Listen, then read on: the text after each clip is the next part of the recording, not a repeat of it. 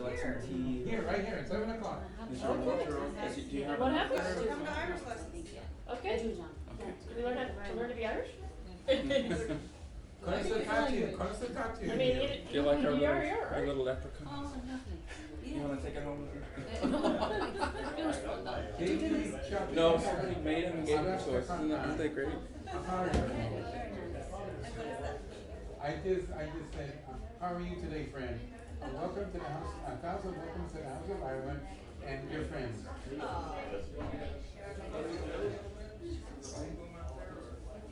There's another one of our this lady in the gray here. That's okay for Irish.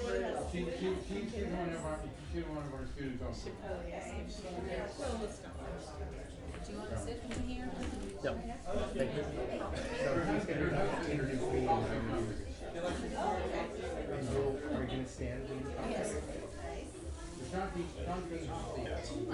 He's amazing. When we can't pay attention, it's okay. She says it's fine. I'm the same class in all of them. Is it not the last time? It's not a language you can easily pick up. I wouldn't think so. I'd like to thank everybody for coming, and if I may have your attention for just a minute, I'd like, on behalf of the House of Ireland of San Diego, I'd like to welcome Mr. Paul Sullivan, who is a member in good standing of the Friendly Sons of St. Patrick, and he's here to introduce you to a very special guest that we have here today. Thank you, Paul. So, my name is Paul O'Sullivan. I'm a native of San Diego, and my family, the O'Sullivan family, if you look on the map there, you'll see that way down in the furthest southern western corner is where the O'Sullivans are there. And there's two branches of the O'Sullivans. So if you don't mind, before I introduce Angela, I just want to share with you a little bit about my family history. As the O'Sullivans, there is a Professor Gary Sullivan, who from the University of Trinity, or Trinity College, did extensive research into the names, Irish names, and particularly of Sullivan. And he has a little bit different take on where O'Sullivan comes from than is commonly held. Some of it meshes and some of it doesn't. And the reason is because he looked at how the name O'Sullivan was spelled in ancient Celtic. So it wasn't just Irish, it was even before. What he was able to do is trace back the O'Sullivan name 4,000 years, 2,000 years before Christ. It is the royal bloodline of the Irish, of the Celtic people that ended up being the Irish. If there was a king or queen of Ireland today, they would be an O'Sullivan McRae. Does anyone know why that lineage doesn't exist? Why we're just finding out about it right now? Why don't we have a king or queen of Ireland? England. Exactly. So not only the Normans, but the British destroyed records. They, of course, didn't believe that the Irish could be anything close to nobility. In fact, it's also documented that it is one of the, if not the biggest holocausts that ever happened on the face of the earth, was really the British starving the Irish. And over 50% of the entire the island, the population, was wiped out. But they didn't know that, because guess who kept the numbers for the populations? The British. So they didn't care that it was a big disaster. So, but I'm very proud of the name O'Sullivan, and if you look at the crest, not the shield that's on there, but if you look at the crest, you'll see that there is a crown at the top. The name O'Sullivan means the moon over the river, and the moon over the river was a symbol of the sovereign. So really, O'Sullivan means the sovereign. That's the name of it. So I'm very proud of, obviously, of my Irish heritage, not because I should be king, and I'm not. But I'm also very proud to be a native of San Diego. And so it's very special to me to have met John and Angela Byrne, because they are literally Ireland's citizen ambassadors to San Diego. Now, how did they get a title fancy like that? Every year they come here to participate in our St. Patrick's Day Festival and Parade. And every year we welcome them back again. We invited them back, and they would always come. Jerry Sanders made them honorary citizens of San Diego. The Irish Congress made them honorary members of the Irish Congress of Southern California. They're the people, we're the people that put on the parade and the festival. And we would make her an honorary member of the Friendly Sons of St. Patrick, but we're a fraternal organization, and we don't accept any girls. It's actually the oldest fraternal organization in U.S. George Washington attended our black tie dinner. So it is really, was originally created to support other Irish that were here way back in the day. And now it's just a bunch of nutty guys that get together and march in green jackets and swap stories. So if you ever go there and as a woman you ask, can I join? What they'll say is, well, you can't be a member of the Friendly Sons, but you can be a member of the Daughters of Dublin. And then you walk away smiling, and if you research the Daughters of Dublin, you'll find out there are no Daughters of Dublin. So they'll be pulling your leg all the way along. So I met Angela and John Byrne and found that not only were they wonderful ambassadors, and by the way, every year she brings a letter from the Taoiseach of Ireland, which is the Prime Minister of Ireland. So, and this year also the Cabinet Minister in charge of Tourism and Sport. So they're very well known at the highest level of the Irish government as being Ireland's citizen ambassador to San Diego, and they're recognized by our mayor as being that as well. So it's not made up, it's actually, they've earned it. And a lot of people go back to their bed and breakfast, she'll talk to you about it and visit there, and when she comes to the parade, they run out in the street and give her a big kiss and say, remember I stayed there when I had you. So not only are they the citizen ambassadors, but Angela is an accomplished author. She has 2 books. The first book that she wrote, she launched in Ireland, which you would imagine because she's from Kilkenny, and she'll talk a little bit about that. But it's so special to have you here because she wanted to launch her second book here in San Diego, my town. So without any further ado, I'd like to introduce you to Angela Byrne.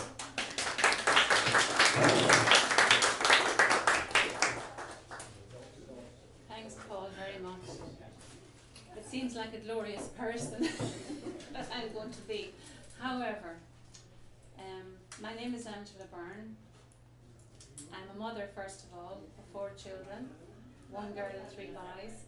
I come from a small city in Ireland called Kilkenny. It's in the southeast of Ireland. I just want to tell you a little bit about my background, my city first. It's one of the oldest and most historical cities in Ireland and Europe. We have buildings there that date back to the 6th century, and they are still in use today. So we're honoured really to have such a medieval city, and this year they are promoting a medieval mile in Kilkenny where you can visit all the medieval sites and escorted tours really. So in Kilkenny we have a bed and breakfast. It's called a Celtic House. First of all, we lived out on a farm out the country for 23 years or something. I can't remember the years now, but it's around 23. And we bought a house in Kilkenny and built the bed and breakfast. So we all moved in then to Kilkenny. From that then I opened the Celtic House B&B, and from the word go, it was a success. We didn't have enough rooms. We started out with 4, and they were filling up so fast that we built another house at the back of the Celtic House B&B, and altogether now we have 10 rooms for guests, and we're still passing on people to other B&Bs and other B&Bs because we can't cope, we don't have enough rooms for everybody. And really it's a touristy town because of the medieval part of it. Yet we get people coming back for years and years and years. To tell you about the parades then, I'm usually sitting on top of one of those beautiful cars and waving to everybody, something like the Queen, but really I don't feel like the Queen. I love San Diego and I love the people of San Diego, so I'm very happy to be back here every year. But in the past 4 or 5 years, this is our 8th year here representing Ireland at the St. Patrick's Day Parade, And every year I get people from the crowd shouting, I stayed at your B&B, hi Angela, hi John. So that makes it all worthwhile really. This year I think there was 5 or 6 people came over to us and spoke to us and said, do you remember us? And there was people from Florida that were up here on vacation, and you know, it was lovely to see them again. I knew their faces but I couldn't remember their names. So the parade is an integral part of our life really at the moment. We look forward to coming back here every year, and every year we feel so special and feel so grateful and honoured for the position that we have here between Ireland and San Diego. So in the B&B, I get lots of people that come to look up their roots, and mostly I can help them because I'm fairly nifty with the computer and I can go in and maybe, if it's not a too common name like Welsh or Byrne like me or Brenna or something like that, it's easier to find the more unusual ones. And I found that I was able to help a lot of people that came to the B&B to find their roots. If I could share with you, I don't want to be too long, but I could share with you one couple that was standing in the hall one Saturday evening, and I was passing by and I stopped and said to them, they had a map in their hand, and I said, can I help you with the, you know, who are you looking for, or you know, where are you headed? And they said that they were looking for a place called Muckalee, and that their relatives were called Brennan. And I said, well, I know a Brennan of Muckalee, and actually they're related to me by marriage. So I sent them on out anyway to Muckalee, and the next morning I spoke to them at breakfast to know how did they get on, did they find their homestead, and they said no, they didn't, but that they would come back again. The next year their parents came, and by that time I had really established who they were, who their ancestors were, and everybody belonged to them really.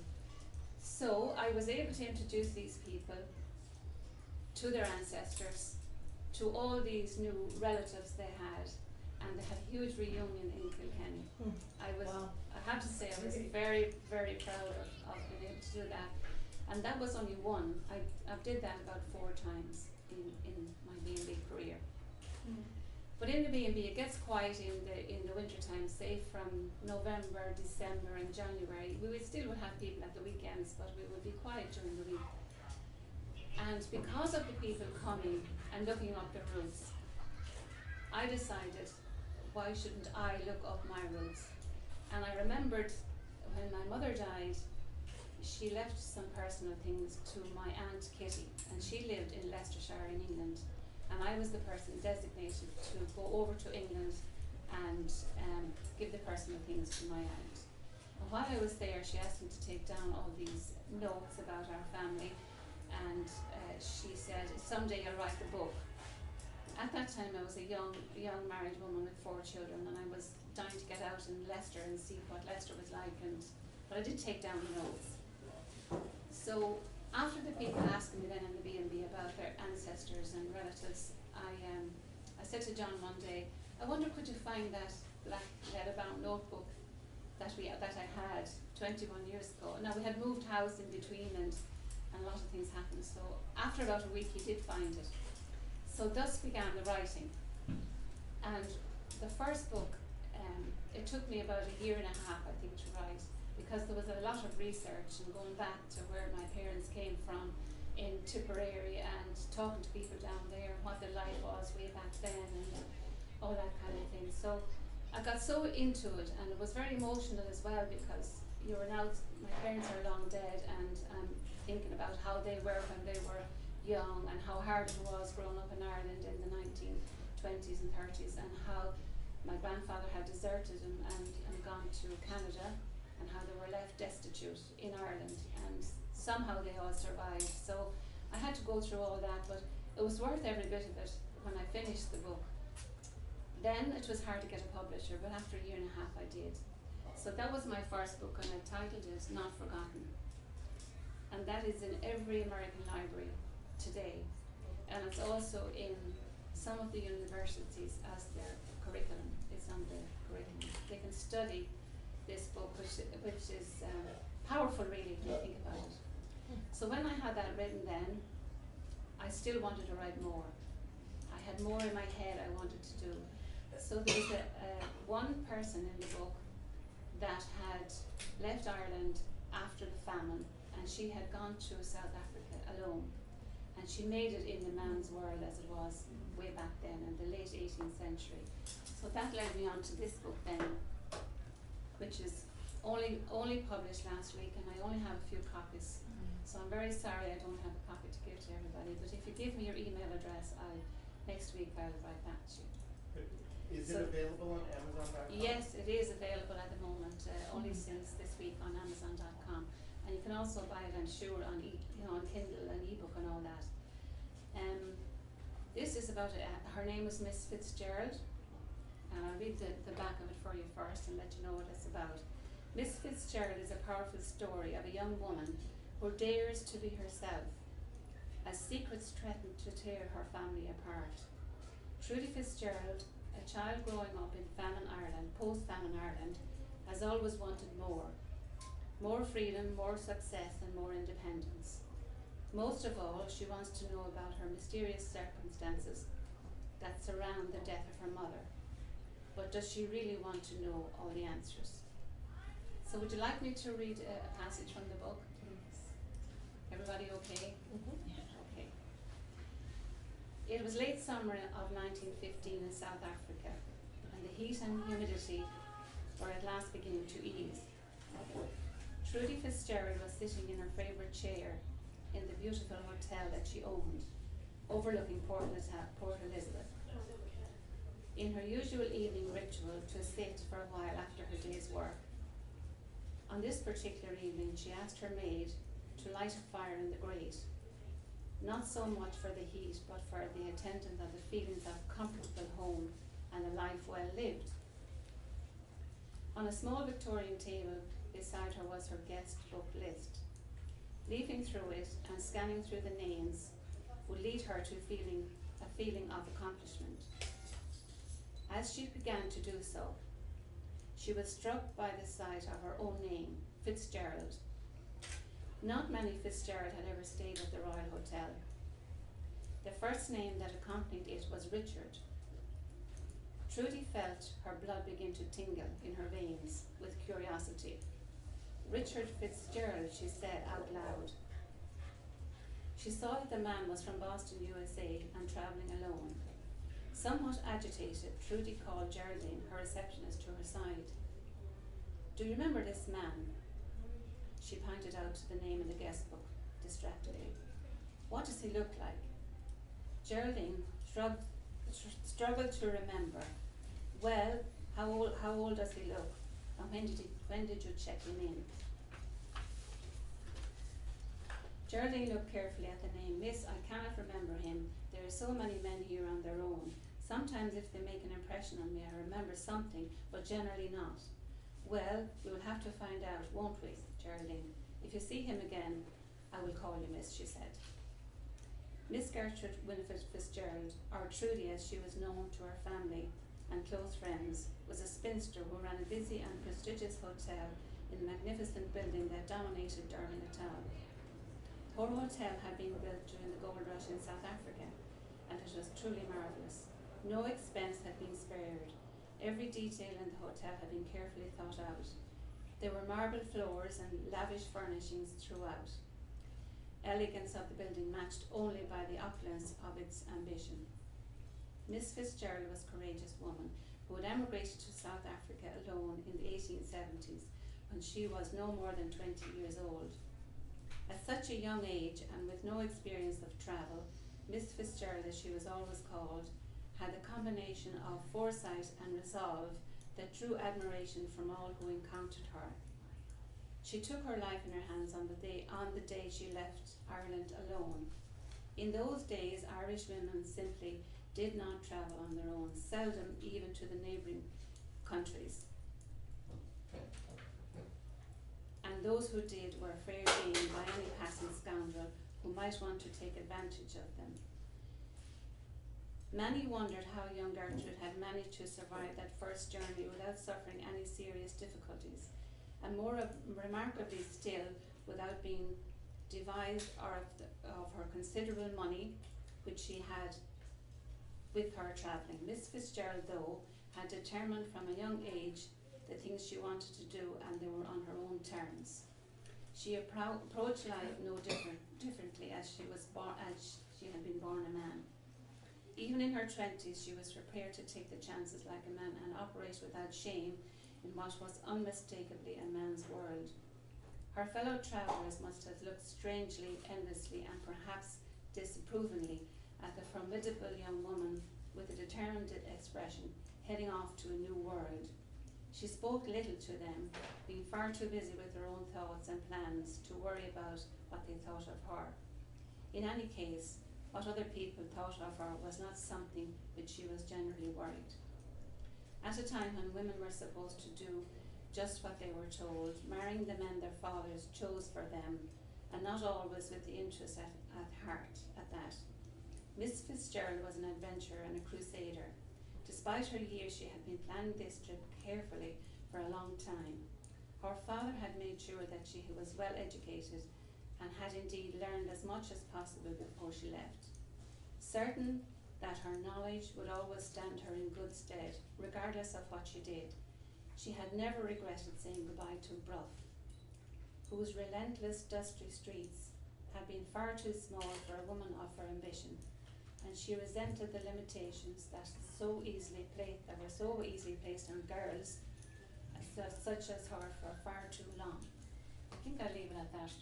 Is that okay?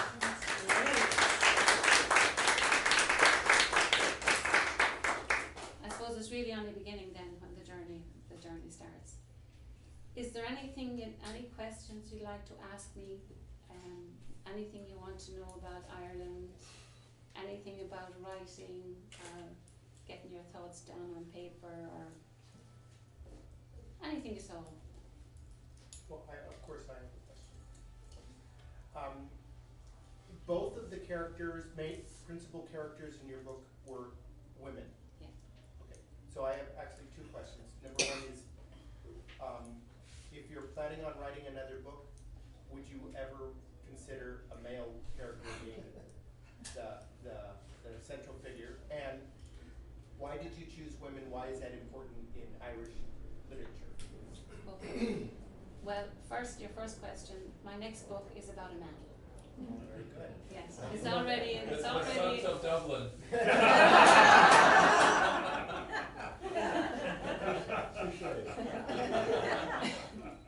Yes, and about women, I have a passion that women should be in power. I'm very passionate about women should make the best they possibly can of themselves. I am passionate that they're not downtrodden as they were in Ireland many years ago.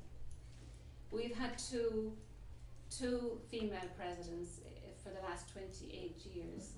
So we think that, we're coming around to the fact that women they know just as much as men do, and maybe sometimes more. Sorry, men. Anyway, yes, my passion is to see women improve. My passion is to see women make it in this world, and my passion is to make women feel wanted. Yeah. All right. Is there anybody else who would like to ask me a question? Can you tell us what it's like in Kilkenny? I can. Of course I can. Kilkenny dates back to the 6th century and before. And as I say, we have many old buildings there. We have in particular Kilkenny Castle, which dominates the whole town really. From anywhere you look, you can see this Kilkenny Castle. It's like a big, huge house overlooking Kilkenny. It was owned by the Butler family, and it was built first by Strongbow, who invaded Ireland in the end of the 11th century. He built the castle in wood, and later, the 11th century, it was built in stone by William, the Earl of Marshall. And it was in the Butler family household until 1965, all through the years Butlers of Ormond. My husband's mother worked there as a girl, and she died only 3 years ago at the age of 94. I had the pleasure of interviewing her in the room where she worked, overlooking the River Nore, and she had many stories of the lords and ladies, and even down to the little dogs that they have. However, I have it all on film, and someday I'm going to do a documentary. So Kilkenny really is dominated by the medievalness of the whole place. It's a small town. The population of Kilkenny is 87,000, and there's 25,000 in the city. But we have a lot of immigrants in there. In Ireland altogether, I think there's 100,000, and they're spread out all over the country. Yes. I don't know how your history is of the Irish American and how badly they were treated. They were probably still people try to discount the fact they were treated as badly as a lot of other people were. That's why there's so many Irish policemen, because they knew that was a dangerous job. A lot of them would be killed. What do they say about the way the Irish were treated in the 1700s, 1800s here? Is there any stories about how they come back to you, how they were treated here? Well, we know little about what happened to people who left Ireland on the coffin ships when they arrived in America or Australia or Canada. A lot of them died along the way, but a lot of them survived too. And I know that they were given menial jobs and they were treated badly as well. They had to fight for America too, which was good. But most of them made it good, as far as I know here. There's not much literature from how they were when they landed here in America as to before they left Ireland. They mostly left Ireland because of the famine. They mostly left Ireland because of the British, how bad they were to us Irish. We've had 800 years of oppression from the English. And even though there is peace in Ireland today, I am the older generation, and I still feel that thing about the English. We see that here. Yeah, you see it here too? Yeah, we see that, and we see that here. We envision what they're going through, even from this country, because of the stories. Yeah. Well, even today, they come and they stay in my B&B too, and they seem a different people now. They're not, I think, as condescending as they used to be. Mind you, you'll find the odd one. So before everyone leaves, if you want to photograph with Angela, that would be great. But before, unless there's other questions, I want to make sure that you teach us something to say in Gaelic. I will, of course. And the phrase I usually use to people is Gach Banacht Urhi. Many blessings on you. Okay, so Say it again. Gach Banacht Banacht Urhi. Urhi. Urhi. Urhi. Many blessings on you. Actually, I sent, can I share this with you? I sent a copy of my first book to Pope Francis, and I did get a reply.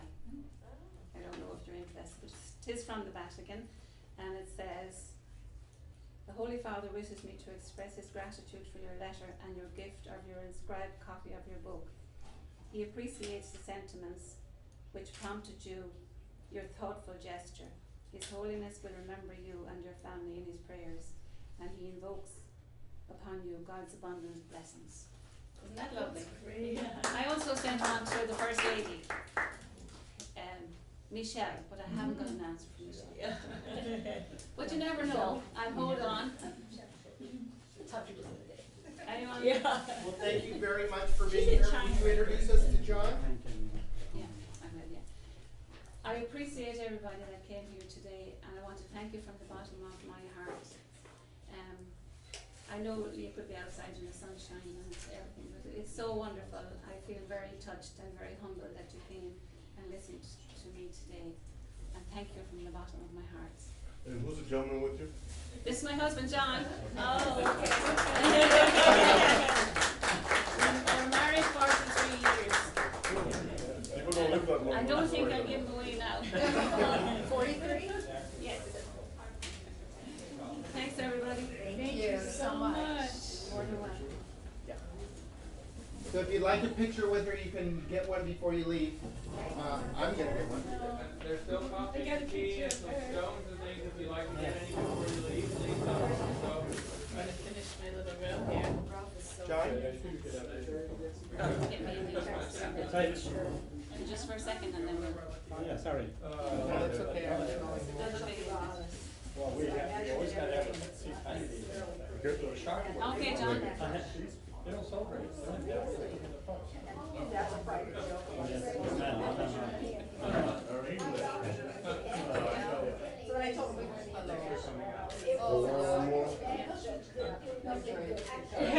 Thanks, Enrique. My pleasure. So, what inspires you to come down? Barely friends and I told me. she always able to bring me. I've known them for years. No, not right now, but she will take me. We didn't tell, she may or may make her right to record it. And this is my introduction. Yes, that's lovely. I thought it was, you know. I seen that. I came in and I said to John Thompson, And, yes, it is Fitzgerald, beautiful. will Thank be you. It's absolutely beautiful. Yeah. Isn't it? Girl was an equal. She can't believe it. I think that she was chosen at that age. Yeah, speak with Andrew. Beautiful girl. Lovely. Arrangements for. Nancy is her grandmother. Yeah. Nancy. Thanks for coming. Thank you. Thank you very much. Thank you very much. Nice to meet you. You too. The rainbow Joe.